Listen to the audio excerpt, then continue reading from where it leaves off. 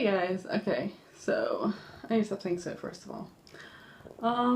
Had therapy today. For the first time it was after everything instead of before everything. So yesterday I didn't have to wake up super early. That was nice. Except that I had actor problems, so I didn't get to sleep in. So that was good.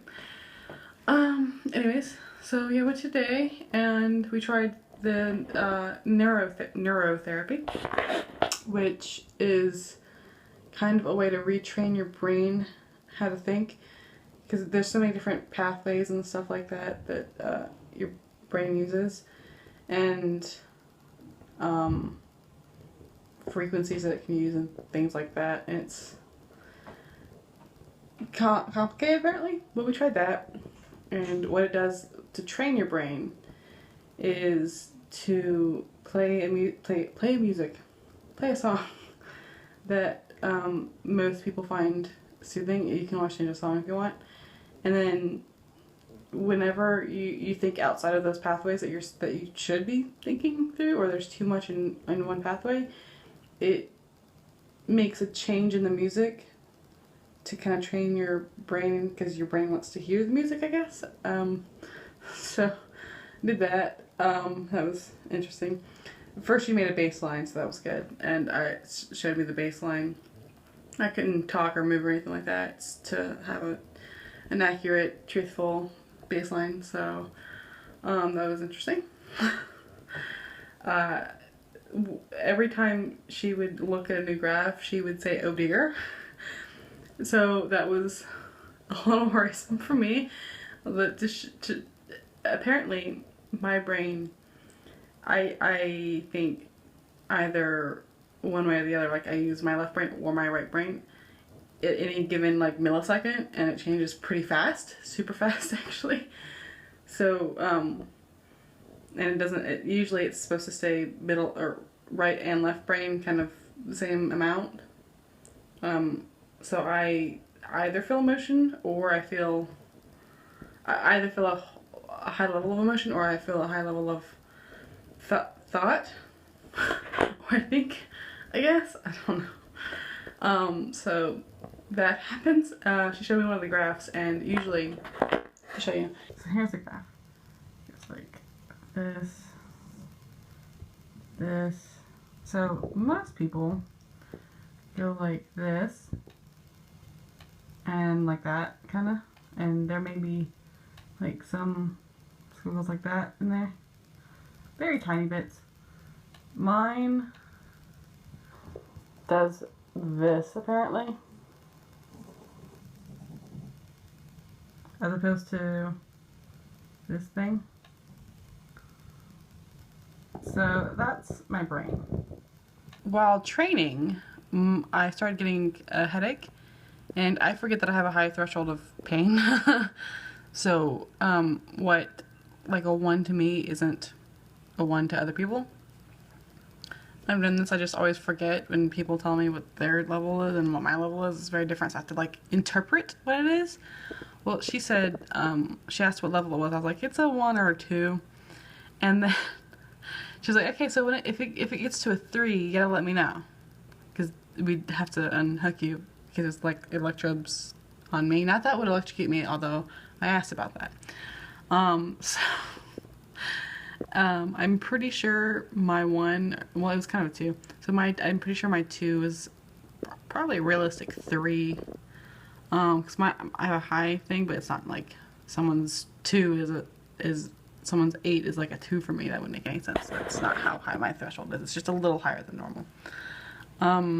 So after therapy, I went to callbacks for the play that I'm stage managing. And about half an hour in, my headache that I'd continued to have is like getting worse and worse. And now I'm at migraine level. And just so you're aware, I'm really good at covering when I'm in pain. So, and every now and then it's like it does this. It's great. It's fantastic. So I'm a little iffy about doing that again. So I'm imagining that my brain is probably trying to continue to train itself, and that's not good for me. It's hurting me. So yes. Also, because I've been curious about this for a while, I was pretty sure. I asked her if I had ADHD, and if she thought I had ADHD, and she looked at me and she's like, "You definitely do." I was like, "Oh, that's good. That's good." So yeah, I mean, it's not bad to have ADHD. I was just like, the fact that she said it like that, I was like, must be pretty obvious then. So yeah, I'm sure the whole brain thing, graphs and everything, confirmed what she was thinking. So yeah, not really surprising to me. The level probably a little bit, but not super surprising to me. Makes sense. Also makes sense with my brain how that's also apparently doing that. So yeah. Okay, so it is Friday, and that kind of made me look fat. Anyways, I am. So yeah, it's Friday, so I'm a little out of it, and yeah, today's not been the best. I've been kind of isolated, but also trying to keep busy because I have a ton of stuff to do. I kind of realized that over the past couple days, how bad like my depression and stuff like that how it has gotten, I guess. More of like how it's affected stuff, like classes and things like that. Like, the stuff that I acknowledge I had like low grades and things like that, and I don't think I really thought about the reasonings and things like that. Well, I don't think I like let it sink in. And I've only got a month left of school for this semester, and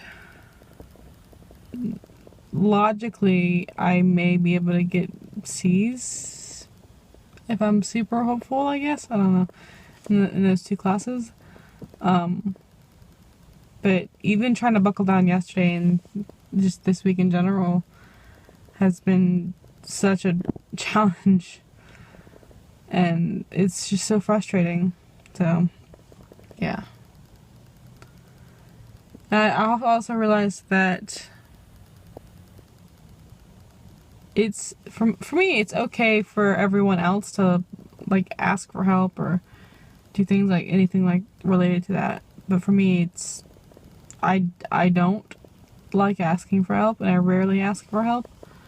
And I emailed my teachers to apologize for the hectic semester and things like that, and the fact that my grades are so low, because I hate when my grades are low. I may not always get A's, but I at least get 85s or higher, and I'm usually happy about that. But with them being, 70 something and 60 something, it's pretty bad. And one of my teachers replied back saying I should probably talk to disabilities and get my have my therapist give the diagnosis to them, so that all I see though is that it would just give me more time on my exams, and I can do the exams in time. That's I mean, I always cut close, but I always get it done in time. Except for the one time where it just didn't work. But I'm at the point where like all the stress is building on top of everything, and I'm not easily stressed usually, but it's just like right now it's what's the word for it? An avalanche of just things falling on top of other things, and just that stuff happening. So it's getting really frustrating, and the harder I try, the more stressed I get, and the more stressed I get, the harder it is. And it's just like this weird catch-22, and those always irritate me. So I need something magical to happen right now. Yeah, I don't know what that is, so it's just super frustrating.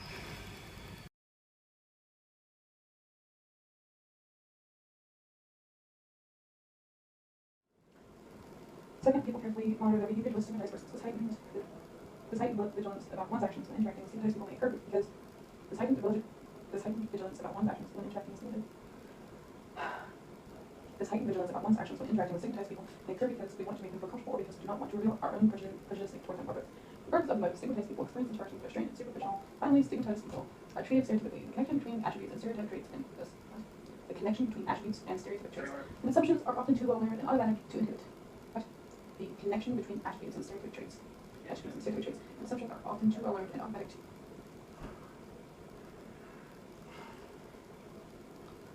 The connection between attributes and stereotypic traits and assumptions are often too well learned and automatic to inhibit. Even others' positive well-intentioned actions towards stigmatized people are likely to reflect stereotypic ideas. Even others' positive well-intentioned actions towards stigmatized people are likely to reflect stereotypic ideas and to be perceived by stigmatized individuals as ingratiating or patronizing. I don't know what you said. Even others' positive well-intentioned actions towards stigmatized people are likely to well-intentioned actions towards stigmatized.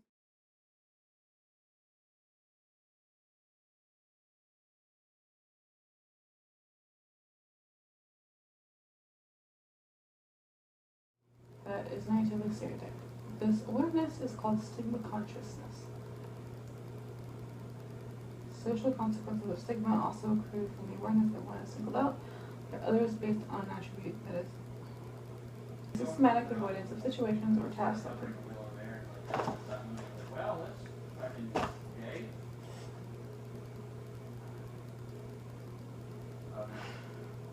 The systematic avoidance of situations or tasks.